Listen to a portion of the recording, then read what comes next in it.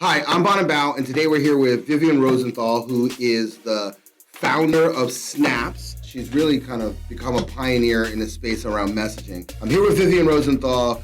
Let's talk about it. Hi, I'm Bonin Bough, and today I'm here with Vivian Rosenthal, who is the founder of Snaps. She's also self-proclaimed emoji queen. For you that don't know, I've been spending so much time talking about messaging just because of the overwhelming amount of consumer engagement that's happening there. There's over 270 billion text messages that are sent out on a daily basis around the world. Clearly going to be much bigger than social. And more importantly, I think it's the place where you care the most about. It's where you manage the relationships that are most important to you. It's where you tell friends, family, and it's also where you spend the vast majority of your time. So without further ado, thanks, Bonin. Thank you, Vivian.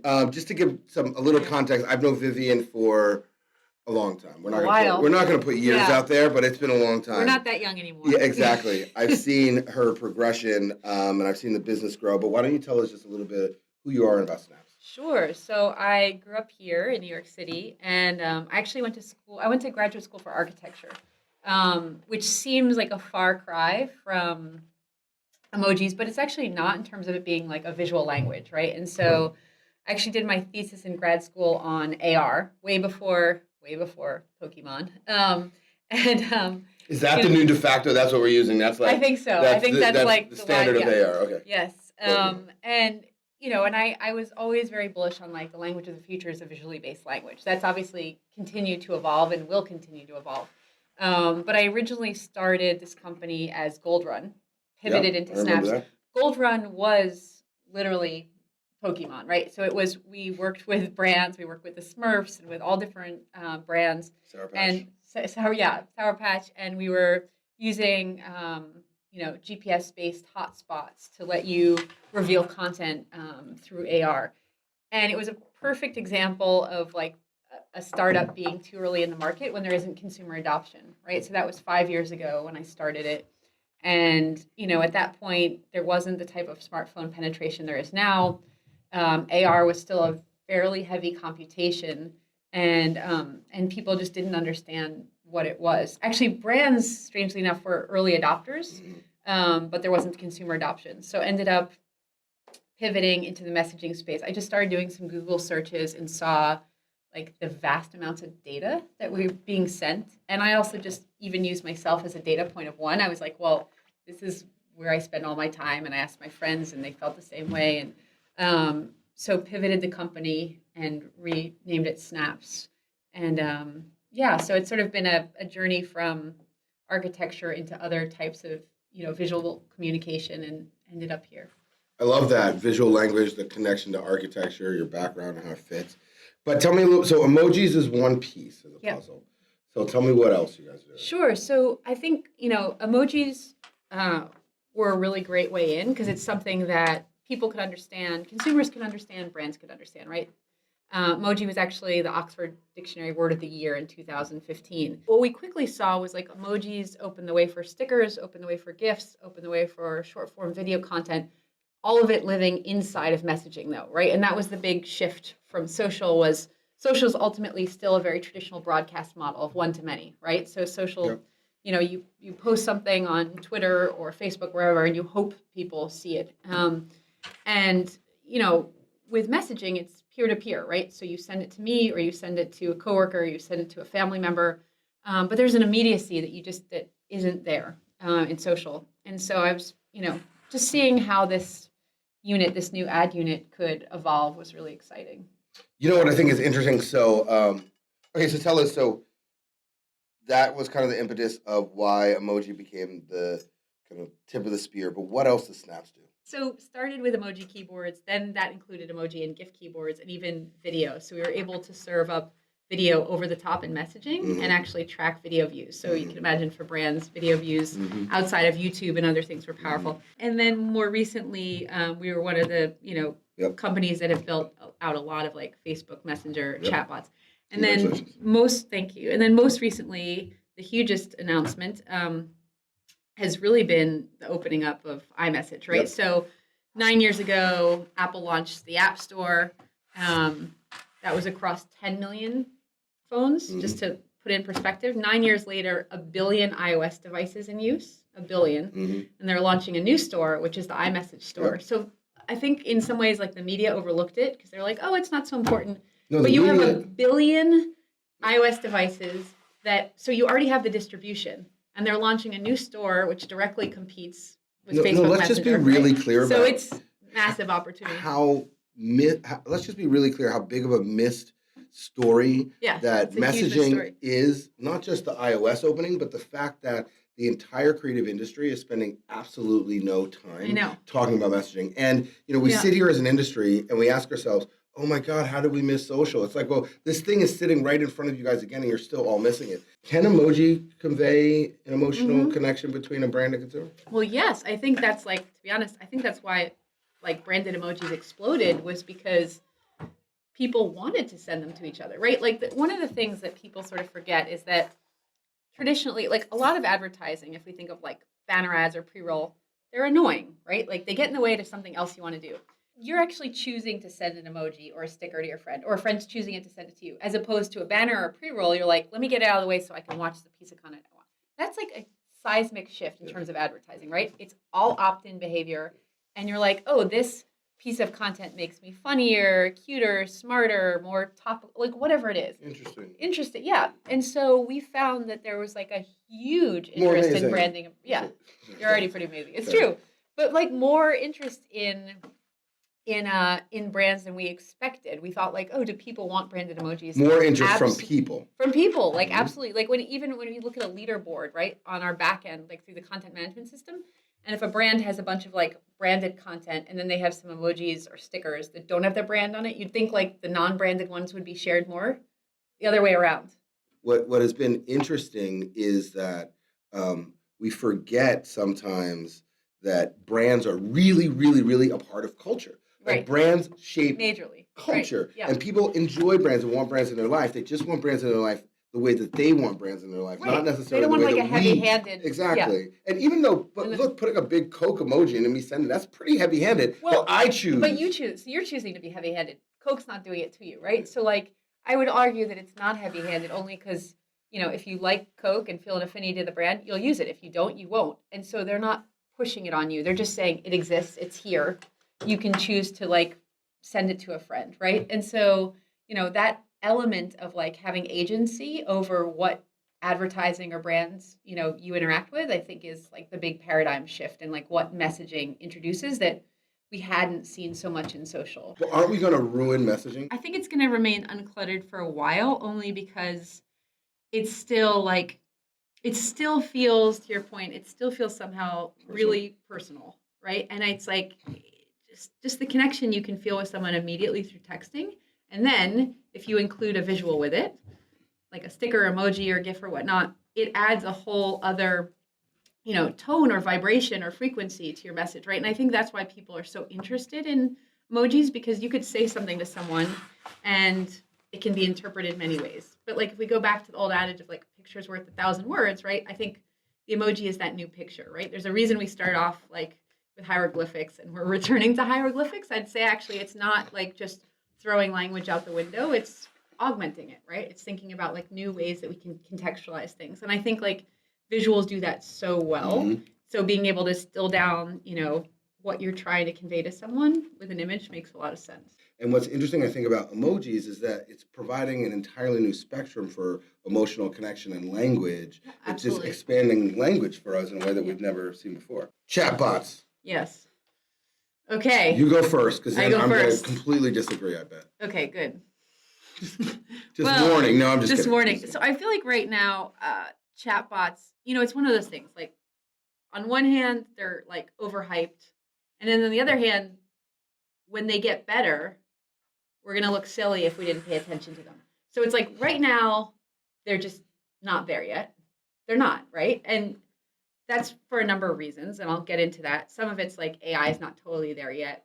But for us to dismiss chatbots would be really naive, because it's things take time. And, so I think right now, what I've been saying, at least to our clients, is don't try a few things. don't try to trick consumers into thinking you're talking to a person when you're talking to a bot. Like, you don't want to, no one wants to be tricked.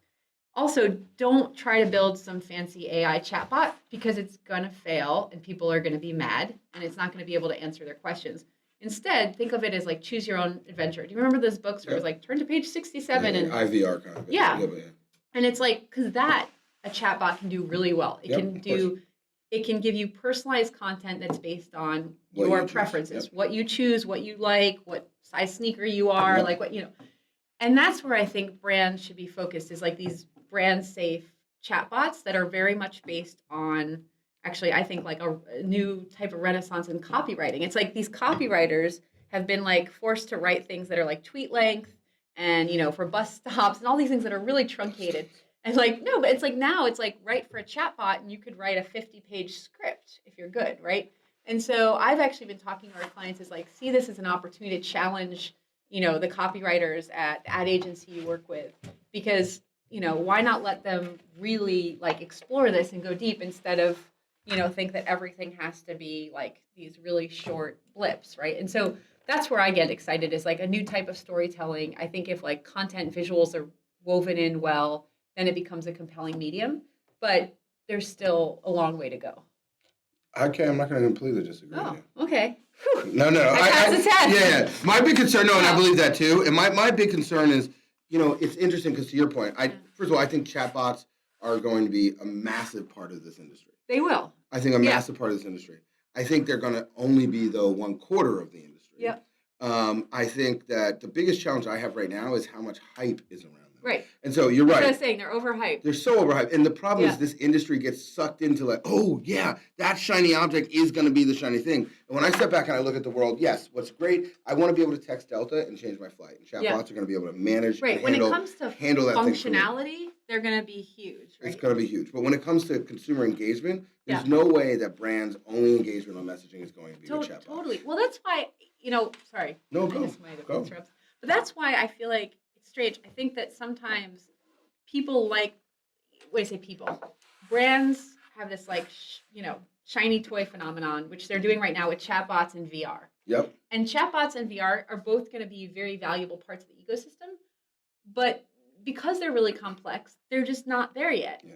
And I think that as a result, what happens, because they get so obsessed with those things that are too complex, they overlook something really simple, like you can have a huge win with just stickers in the iMessage store, right? And it's like, but it seems to a brand like, well, that's too simple. How could that possibly, whatever? The industry like gloms onto something, and not to say that it's not, we've built a number of chatbots and there's a lot of opportunity there. But I think sometimes simple is good too, right? Well, they're missing out. They're not allowing themselves to be like, as I look back, I go, okay, look, whatever existed in email is going to sadly exist in messaging. And that's so if Us Weekly is sending me an email, guess what? Us Weekly is going to send me a message. And so that means that every single media company now becomes a messaging company. Okay, boom, that's pretty big to me.